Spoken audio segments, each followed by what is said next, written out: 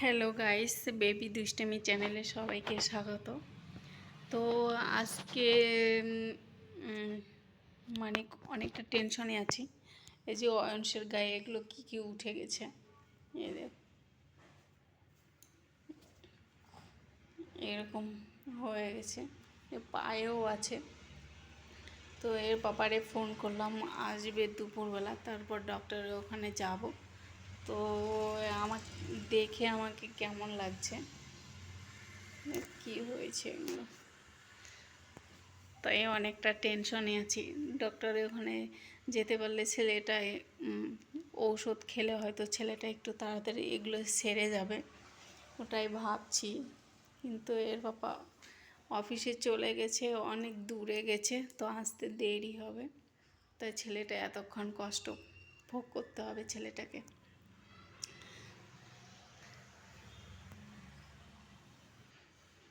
রাত 3টার সময় দেখি ওর শরীরে এগুলো উঠে গেছে।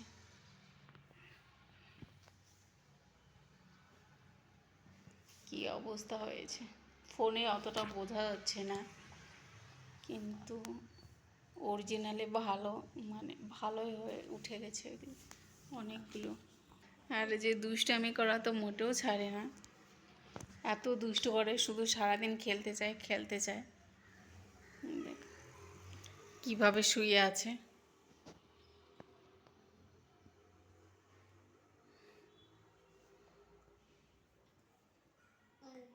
হুম, দুষ্ট করো তুমি? হ্যাঁ, এত দুষ্ট করো কেন? হ্যাঁ, দুষ্ট করো তো বাবা তুমি। হুম, তুমি মাম্মাকে পরেশান করো, মাম্মাকে পরেশান করো তো খুব। হুম হুম, রাইস খাবে? রাইস খাবে? খাবা না? না খাবা? খাবে রাইস? পাপাকে বলে দিব তুমি রাইস খাচ্ছ না, বলে দিব। হুম, তাড়াতাড়ি উঠে যাও, উঠে যাও, উঠে যাও। হুম, গুড গুড গুড বয় বাবা। এখন উঠতে বললাম, এই যে উঠে এখন বসলো, ওর একটা ন্যাকড়া সবসময় হাতে চাই। দেখো ন্যাকড়া নিয়ে উঠে গেলো, এই দেখো। বেড কভারটা বিছানায় পেতে দিয়েছে, এখন এই যে ওটাকে দিয়ে কি করছে, কিভাবে খেলছে, নোংরা করে দিচ্ছে। যে মুড়ি খেয়েছিল সকালবেলা, মুড়ির যে ঘরের অবস্থা কি করে দিছে। যে ব্লকস দিয়েও খেলছিল।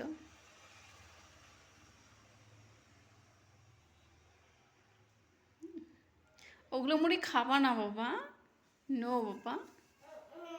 হুম, ওগুলো খারাপ বাবা। হুম, বাবা খাবা না কিন্তু। বাবা, তুমি ডক্টরের কাছে যাবা বাবা? ডক্টরের কাছে যাবে?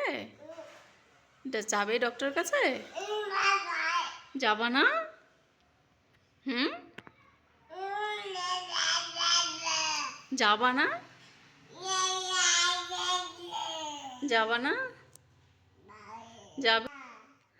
তো বন্ধুরা, আজকে তোমাদের সাথে একটা আমি গুরুত্বপূর্ণ ভিডিও শেয়ার করি, এই ভিডিওতে বলে দিচ্ছি। তো আমি বাথরুমে গিয়েছিলাম, তো বাইরে থেকে দরজা লক করে দিয়েছিল। এটা হলো আমাদের বেডরুম, আর যে মাঝখানে হচ্ছে, এটা হচ্ছে আমার বাথরুম। এই দেখো, এটা হলো আমাদের বাথরুম, আর এটা হলো আমাদের কিচেন রুম। Kitchen room. তো আমি বাথরুমে গিয়েছি, ও বাইরের থেকে এই যে এটা লক করে দিয়েছিল।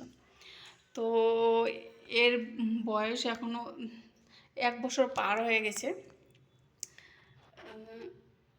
তো বাথরুম করার পর লক খুলবো, লক খুলছে না। তারপরে ভাবলাম যে ও লক করে দিছে, ও আবার সেই কান্না জুড়ে দিছে। তারপর আমিও সে চিৎকার চেঁচামেচি করছি, মানে কেউ শুনছে না। অনেকক্ষণ ধরে এই যে বিল্ডিংটা দেখা যাচ্ছে, ইয়েলো কালারের যে ড্রাম রাখা আছে, এই বিল্ডিংয়ে একটা মহিলা থাকে। তো ওরে তখন ও বেরিয়েছিল, আমার চিৎকার শুনে এত জোরে চিৎকার করছিলাম যে ও শুনছে, শোনার পর বেরিয়েছে। বেরোনোর পর ওরে আমি বাথরুমের যে জানলা থাকে সেটা হাত দিয়ে ডাকছিলাম, তারপর ও আসলো। আসার পর সবাইকে ডেকে তারপর এই যে পাশে এখানে কাজ হচ্ছিলো, এই যে নতুন একটা হোটেল হচ্ছে, দেখা দেখা যাচ্ছে একটু একটু। এই যে এই হোটেলে ওখানে কাজ হচ্ছে, ওখান থেকে সিঁড়ি নিয়ে এসে এই যে এদিক দিয়ে উঠেছিল, এই দিক দিয়ে উঠে তারপরে আমার দরজা খুলে দিয়ে তারপর আমি বেরিয়ে পড়ি। ছেলেটা বাইরের থেকে এত মানে কাঁদছিল, কাঁদতে কাঁদতে ও ওখানেই বমি করে দিয়েছে। তো আমার মানে ওই সময়টা যে বাথরুমের ভিতরে ছিলাম, আমার যে কতটা খারাপ লেগেছিল সে তো আমি জানি। আর ছেলেটাও খুব কাঁদছিল।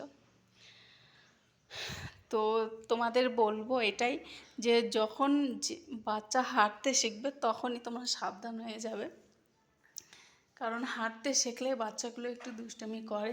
আর আমি অনেক মায়েদের মুখেই শুনেছি যে সবার প্রায় বাচ্চাগুলো এইভাবে দরজা লাগিয়ে দেয়। তো আমার এখানে যেহেতু কেউ নাই, আমরা তিনজনে থাকি, ওই জন্যে অনেক বেশি সমস্যা হয়েছে। যদি ঘরে কেউ থাকতো তাহলে এরকমটা হতো না, কেউ থাকে না। তো ছেলে আর আমি ছিলাম ঘরে, বাবা অফিসে চলে গেছিলো, এই জন্য অনেকটা সমস্যার মুখে পড়তে হয়েছিল।